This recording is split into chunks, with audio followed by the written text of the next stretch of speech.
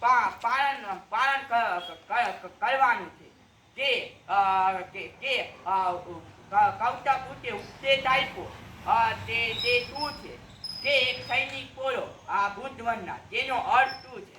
તેનો અર્થ છે કે બુદ્ધવનની શરૂઆત થાય છે કે નમો તસ્ત ભગવતો અરહતો ધમ્મા ધમ્મુ તસ્ત તથાગત હરતમ્યતે માનું નમઃ બુદ્ધં તહં ગચ્છામિ. હું બુદ્ધના તહે જાઉં. ધમ્મં તહં ગચ્છામિ. હું ધમ્મના તહે જાઉં. સંઘં તહં ગચ્છામિ. હું સંઘના તહે જાઉં. દ્વિતીયં વિભૂતં તહં ગચ્છામિ. હું બીજી વાર બુદ્ધના તહે જાઉં. તૃતીયં વિધમ્ તહં ગચ્છામિ. હું બીજી વાર ધમ્મના તહે જાઉં. તૃતીયં વિસંગમ તહં ગચ્છામિ. હું બીજી વાર સંઘના તહે જાઉં. તૃતીયં વિભૂતં તહં ગચ્છામિ. હું ત્રીજી વાર બુદ્ધના તહે. બદમ તમારે હું ધારું કે નતિયા પ્રતાપનું સેવન ન કરવાનું. હું તથાગત બુદ્ધ પાસે શિક્ષા પ્રહાર કરું. સબ પાપસ્ય અકારણમ. કોઈ પણ પ્રકારનું અપુચ્છા કર્મ ન કરું. ઉત્તરસ્ય ઉચ્ચમ પ્રજા. સારી શિક્ષા ગ્રહણ કરી. તતિત્ય પરિયો તપહન. પોતાના મનને પવિત્ર રાખવું. હેતન બુદ્ધાન સાધનમ. આ જ બુદ્ધની શિક્ષા છે. આ તમારે આપેલું ઉપદેશ છે. સાધુ સાધુ સાધુ સાધુ શબ્દનો અર્થ લાભ થાય અને સત્યવાદમાં કહેવામાં આવે છે કે આ ઉપદેશમાં આમ કહી છે મહાત્મા તથાગત બુદ્ધ કે અમે અમારું કામ જાતે જ કરવાનું હોય છે. કે બધાય મહાનાયકોએ કીધું છે કે આમ અમારું આમ ભણવામાં તમે આમ ભણવામાં જ બધાય આમ વધારે ભાર આપ્યો છે. હું મારી વખતે પૂર્ણ કરું છું. જય ચૌહાણ, જય મુનિવાસ. રુદ્રાક્ષ માંગણભાઈ મળું છું. એનું નામ પર મારું નામ વંચુએ મારું બળ હું એલકેજીમાં ભણું.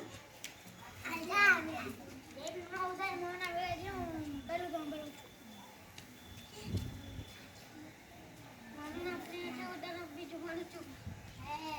મારું બાલ વાટકા જયપુર નવો ઉધાર. મારું નામ જેનિસ છે. હું ધોરણ 3 ભણું છું.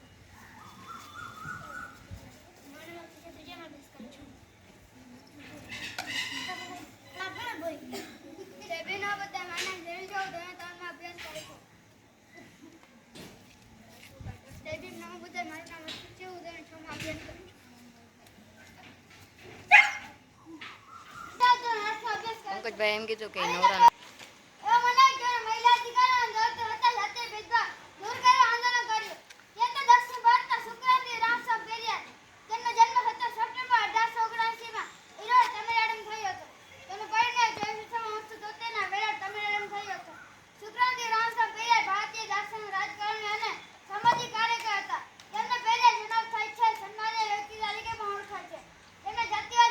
પ્રભુત્વ અને હિન્દુ ધર્મ સમાનતા વિરોધી પ્રથાઓનો ઉગ્ર વિરોધ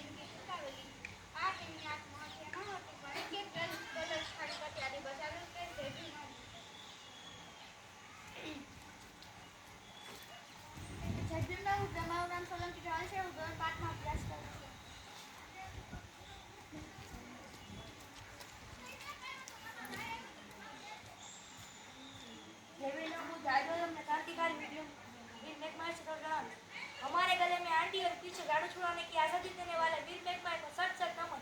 કદી પ્રશ્ન કર્યો છે કે ચડતા દિવસે રાંધવાનું શું કામ, સાતમા દિવસે ઠંડુ શું કામ ખાવાનું, આઠમા દિવસે મેળા ઉજવણી શાની? વર્ષો પહેલા વીર મેઘમાય નામના બહુજન સમાજના ક્રાંતિકારી પેદા થયા હતા, જેમણે જાતિ જાતિના ભેદ દૂર કરી સમાનતાનું આંદોલન ચલાવ્યું, જેના વિરોધમાં શસ્ત્રની તળાવમાં પાણી લાવવા 32 લક્ષણ પુરુષની બલિ આપવાનું ષડયંત્ર કર્યું. ત્યારે બહુજન લોકોની પરાકાષ્ઠા હતી. જે ગામના છેવાડે રહેતા એટલે કે બહુજન લોકોને ગામમાં પ્રવેશવાનો કોઈ અધિકાર ન હતો. લોકોને વસા હતો અને બજારોમાં પ્રવેશી શકતા ન હતા. ગળામાં કુંડી અને પાછળ ભાગે જાડું રૂમાલ પગમાં ઘૂઘરી રાખવામાં આવતી, જેના અવાજથી લોકોને ખબર પડી જાય કે સુમાડીઓ આવી રહ્યા છે, એટલે તેનાથી દૂર થઈ જતા. આ દૂર કરવા સિદ્ધરાજ સામે વીર મેઘમાએ અમુક શરતો મૂકી કે મારો સમાજ જે ગામના છેવાડે રહે છે ત્યારે ગામની અંદર રહેવા અને ગળામાં કુંડી અને પાછળ ભાગે જાડું કાઢવામાં આવે અને પાણી પીવાનો અધિકાર આપવામાં આવે. આ શરતો રાજાએ માની અને સમાજના હિત માટે વિક્રમ સંવત 1172 મહાસાત સાતમ શુક્રવારના દિવસે વીર મેઘમાના શોખમાં કોઈ ચૂલો સળગાવ્યો ન હતો. બાળકો વૃદ્ધ ભૂખ્યા ન રહેશે કે તેમને છેટનું ઠંડુ ખાવા આપ્યું અને મનુવાદીઓ એક ના એકની હત્યા કરી. આઠમા દિવસે ઉષ્ણજશ્ન મનાવ્યો, મોટા કાચીની કુરબાન કયા. એ સત્ય સિદ્ધરાજની માં બલિદાન ઉજવાળ થઈ ગયા. બહુજન માં ક્રાંતિકારી વીર મેઘમા થઈ ગયા. બસ આટલું જ કહીશ. જય ભીમ નમો બુદ્ધાય.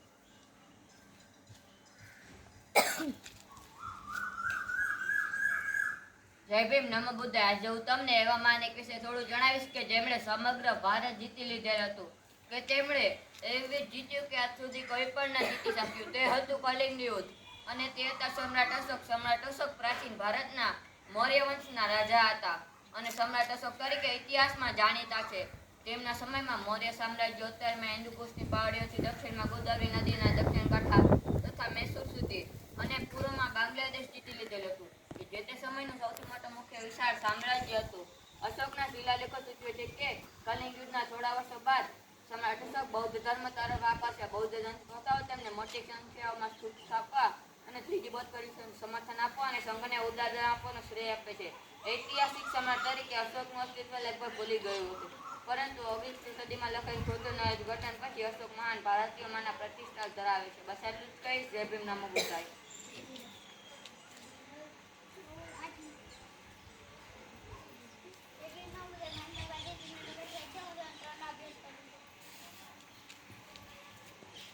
જય ભીમ નમો બુદ્ધાય. મારું નામ ધ્રુવ છે. હું ધોરણ 3માં અભ્યાસ કરું છું. જય ભીમ નમો બુદ્ધાય. મારું નામ મારુતિ રાજભાઈ છે. હું 5માં અભ્યાસ કરું છું. જય ભીમ નમો બુદ્ધાય.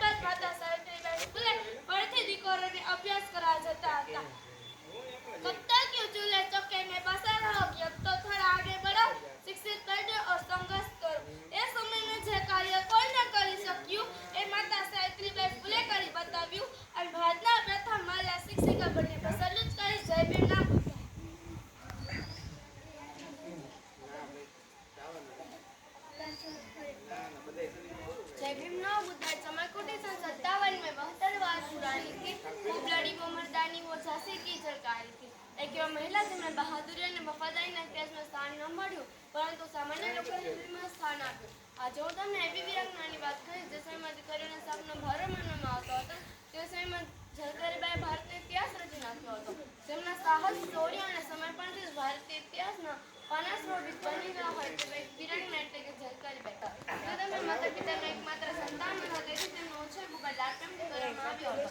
નાના હતા તે તેમની માતાનો મૃત્યુ થઈ ગયો હતો. તે તેમના પિતાએ તેમને દીકરાની જેમ ઉછેરી હતી અને ઘોડાસવારીનો હથિયાર ચલાવવાની તાલીમ આપી હતી. એક વખત યુદ્ધના સમારોહમાં ઝલકારીબાઈ અને લક્ષ્મીબાઈનો પહેરવેશ ધારીને લડતા જે દુશ્મનોને ધોકા આપી શકાય. 1857ના વિકલ્પ વખતે રાણીને કિલ્લાથી બહાર જવાનો સમય પડી ગયો. ઝલકારીબાઈ અને લક્ષ્મીબાઈનો પહેરવેશ ધારણ કર્યો જે દુશ્મનોને ધોકા આપી શકાય. जाकर रण में ललकारी थी वह जाति की ज़लकारी थी, कौरव को लड़ना सिखा गई वह रानी पर सौगंध दिखा गई. इतिहास में जग रही वो तो भारत की नारी थी.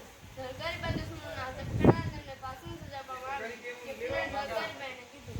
ફાંસીની સજા પર પહેલા તમારે કંઈ કેવું છે તો ઝલકારીબાઈએ કીધું, મારા જેવી બહાદુરી એક ટેકા પણ મહિલા બતાવે તો અંગ્રેજ ભારત છોડીને જવું પડે.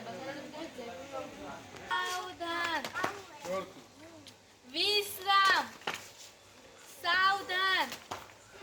एक साथ हमारे मानव काको सलामी देंगे. सलामी दे.